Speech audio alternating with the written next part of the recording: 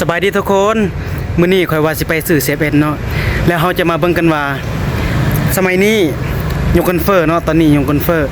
อหลายอยู่นครหลวงนี่ค่าของชีพแพงขนาดแต่มื้อนี้เฮาจะมาเบิ่งกันว่า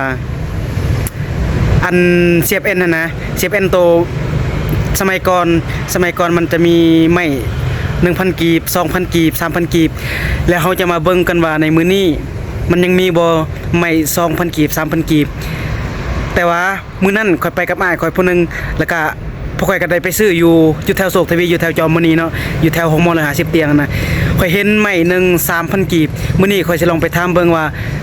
มีไม้ 3,000 กีบแต่บ่บางทีเราสิปัดราคาขึ้นแล้วเดี๋ยวเฮาสิไปเบิ่งกันเลยตัดรถเฮาจะมากับรถคู่ใจเว็บร้อยเนาะจะเบิ่งสีรถข่อยจากปกติแล้วสิมันดีเด้แต่ว่ามื้อนั้นข่อยไปเฮ็ดเวียกแล้วก็ข่อยจอดรถพอดีมีกรรมกรเขาเฮ็ดทาสีน่ะพ่นสีน่ะมันก็เลยปิวใส่รถข่อยป้าข่อยเสียดายเอาแถวว่าสีรถข่อยเบิดเลยรถข่อยโอเคเดี๋ยวเขาจะออกไปเดินทางกันเนาะเสียดายบ่มีมือกล้องเนาะตอนนี้บอลที่เฮาถ่ายแม่น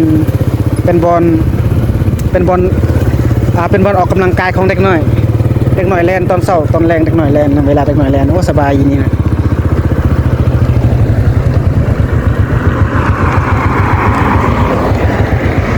ตอนนี้แม่นเฮายังอยู่แถวศรีวิไลเด้อเฮายังอยู่บ้านศรีวิไลอันนี้แม่น3แยกที่นี่แม่นเฮาสิเลี้ยวครัวเพื่อที่จะไปโรงหมอ150เตียง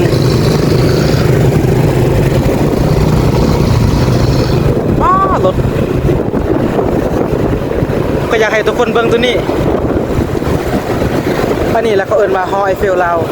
คือช่วงคริสต์มาสนี่ส่วนหลายเขาจะมักเปิดแสงสีช่วงคริสต์มาสนี่งามขนาดแล้วเรากำลังไป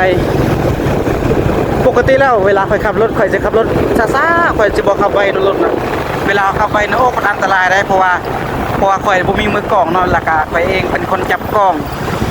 แล้วก็มือนึงจับกล้องมือนึงขับรถมันก็เลยมีความเสี่ยงในการที่จะพารถล้มนะเวลามีเบรกกระทันหันนี่โอ้อันตรายขนาดอันนี้แม่นบนทางโค้งเนาะโค้งที่จะไป150เตียงของมอ150เตียงคันผู้ใดที่จะไปของมอ150เตียงมันเลี้ยวขวาเด้อเลี้ยวขวาบนทางโค้ง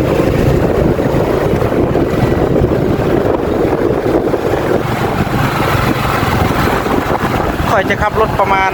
20หรือว่า30หรือว่า40นี่แหละข่อยจะบอกขับไปรถเวลาเขาขับไปในอันตรายโพด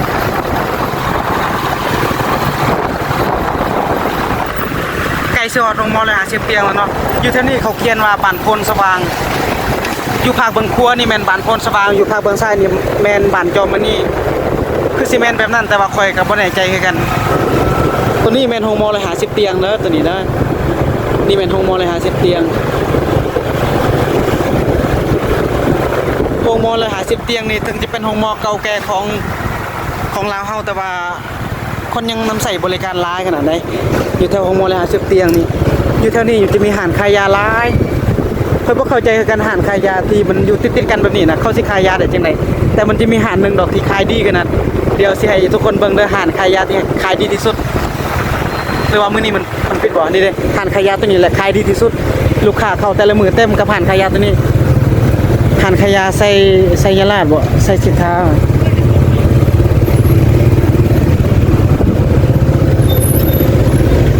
อยู่ข้างๆห้องหมอ150เตียงมันจะเป็นห้องหมอเด็กน้อยห้องหมอลาวเกาหลีตอนนี้เฮาไก่สิฮอดเด้ออยู่ทางหน้าอยู่ปลายโศกทีวีอยู่ทางหน้าแม่นเฮาจะเลี้ยวซ้ายเพื่อที่จะเข้าไปจอดรถอยู่บนจอดรถของโศกทีวีเพราะว่าบอนเขาขายอาหารสุกน่ะแม่นบ่มีบ่อนจอดรถเพราะว่ามันแคบหน่อยนึงมันบ่มีบ่อนให้จอดรถเดี๋ยวข่อยสิพาทุกคนมาเบิ่งกันว่าราคาเสียบเอ็นในสมัยนี้ราคา 4-6,000 คือสมัยก่อน 3-4,000 มันจะยังมีบ่ในเศรษฐกิจแบบนี้ในเรทเงินประมาณนี้เรทเงินในมื้อนี้นี่ประมาณ691 692แล้วประจักเรทเงินมื้อนี้จุดนี้แม่นเฮาสิเลี้ยวขวาเนาะเพื่อที่จะเข้าโศกทวีเลี้ยวขวาเลยเข้าโศกทวีโอ้รถลาขนาดมื้อนี้รถติดตอนนี้ประมาณ 5:00 6:00 ประมาณ 5:00 ไปสอด 6:00 โมงนี่แม่นรถลาขนาดเพราะว่าเขาเลิกเวียกแต่ว่าอยู่ในแม่นบ่มีบ่อนจอดรถเดี๋ยวข่อยสิไปจอดรถอยู่โศกทีวีรถหลายโพดยังบ่กล้าข้ามเทื่อ อยู่ที่นี่มีหลายอาหารนะอาหารแซ่บๆอาหารแบบเขากินแซ่บๆนะอาหารที่นี่ขอที่อาหารอยู่แถวนี้แม่นเวลาเขาไปเวลาเขานอนดึกเนาะสมมุติเนาะเหมาะกับคนนอนดึกนะเวลาเขานอนดึกอยากกินข้าวกลางคืนอาหารแถวนี้นะเขาเปิดฮอต10โมงฮอต11โมงได้บางมื้อนะบางมื้อก็ประมาณ8โมง9โมงมันแล้วแต่คันว่าช่วงฤดูฝนนี่เขาอาจจะเปิดประมาณ6โมง7โมงนี่ก็ปิดแล้วอันนี้แม่นเขาจะมาจอดรถอยู่บนจอดรถของห้างโศกทีวีเดี๋ยวสอกบนจอดรถกัน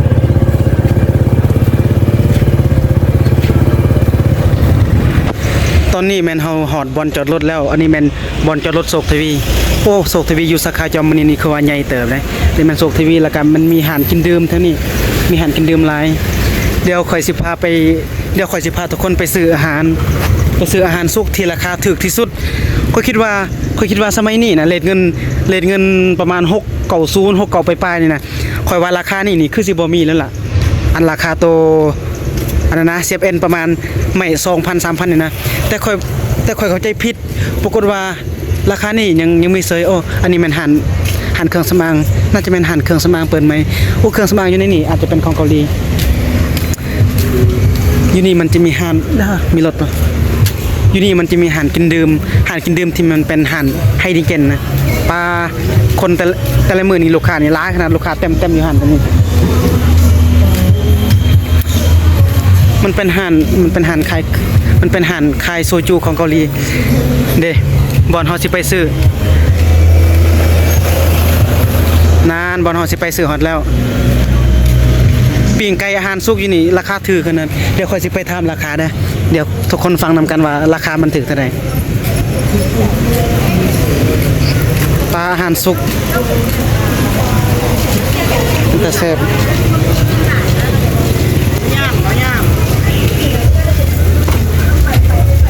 อันนี้ใหม่เท่าไหร่เอ่ย3,000ใหม่ 3,000ป้าใหม่ 3,000ใหม่ 3,000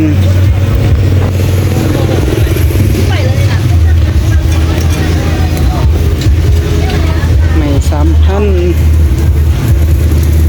หันนี่น่าจะคือกันติใหม่ 3,000หันนั้นใหม่ 3,000หันนี่บ่ฮู้ว่ามันถูกเท่าไหร่เดี๋ยวมื้อนั้นค่อยไปซื้อหันตอนนั้นเดี๋ยวค่อยสิไปถามราคาก่อนหันอยู่ลุมแม่นใหม่ 3,000น่าสิเบิ่งใหม่อยู่นี่เนาะอันนี้ใหม่เท่าไหร่ใหม่ 3,000บ่อันนี้คือใหม่ 3,000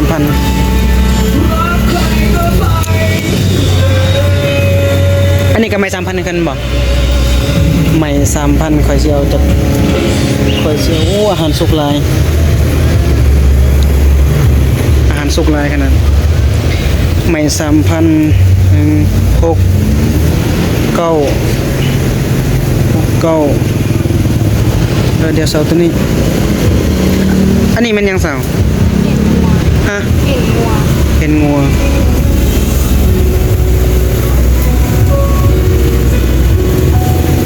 อันนี้ใหม่ 3,000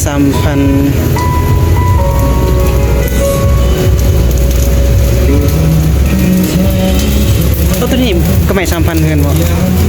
ปลาเป็นตากินกันนะ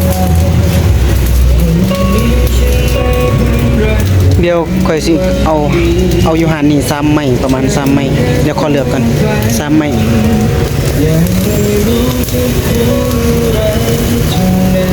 เพียงเลยบ่เป็นหยังเนาะ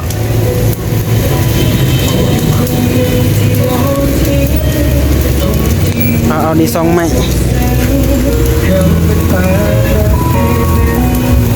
อันนี้มีคนเอาละวะ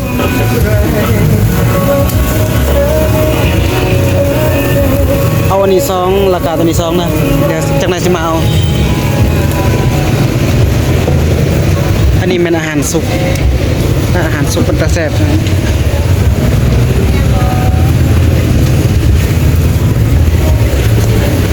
ควัน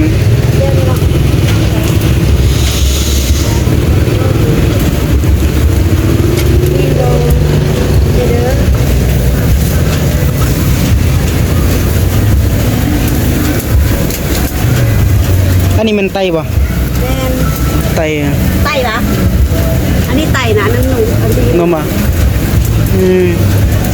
ไม่3,000เนาะไม่3,000คือกัน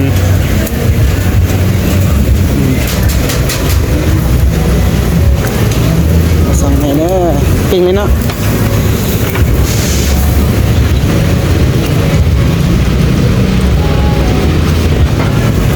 น้องทายวิดีโอบ่เป็นหยังติบ่เป็นหยังเนาะอยู่ในไทยปีมาไทยคอย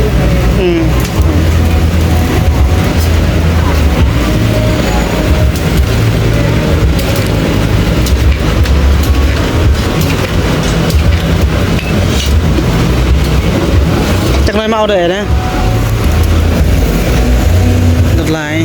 เดี๋ยวเขาสิมาเบิ่งอยู่หนองสายพุ่นนี้ถ่ายวิดีโอบ่เป็นหยังติหยังเนาะฮะอ๋อพอดีไอมีช่อง YouTube แม่นไอสิถ่ายวิดีโอลง YouTube พอดีไออยากถามว่าอันหันอยู่นี่นะปกติเขาเซาเดือนนึงเท่าไหร่1,300,000ก็ถึงเนาะ1,300,000คุ้มแล้ว1,300,000ต่อเดือนปลาเสาหาน1,300,000ต่อเดือนถือว่าคุ้มสุดจะเบิ่งควันปลาโคตรคักเลย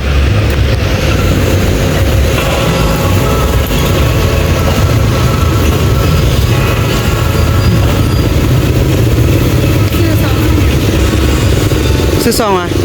ซื้อคำฮัด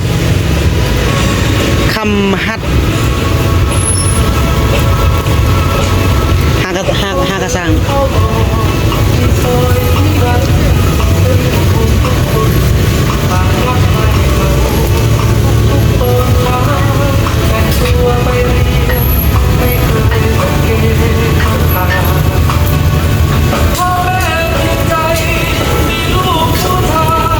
ในที่สุดข่อยก็ได้แล้วเซฟเอ็น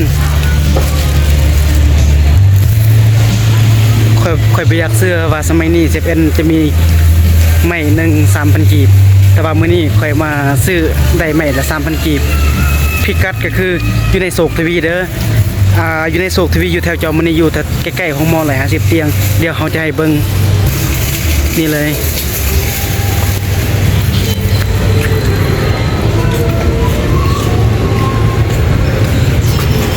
เอาสิลองซีนเนาะ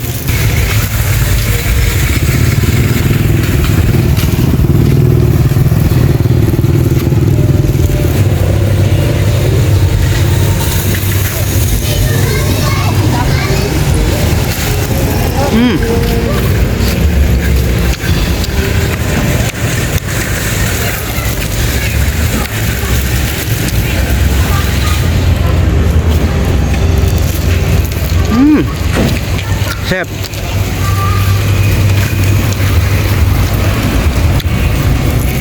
ใช่ได้บ่มีน้ำจิ้มแซ่บอยู่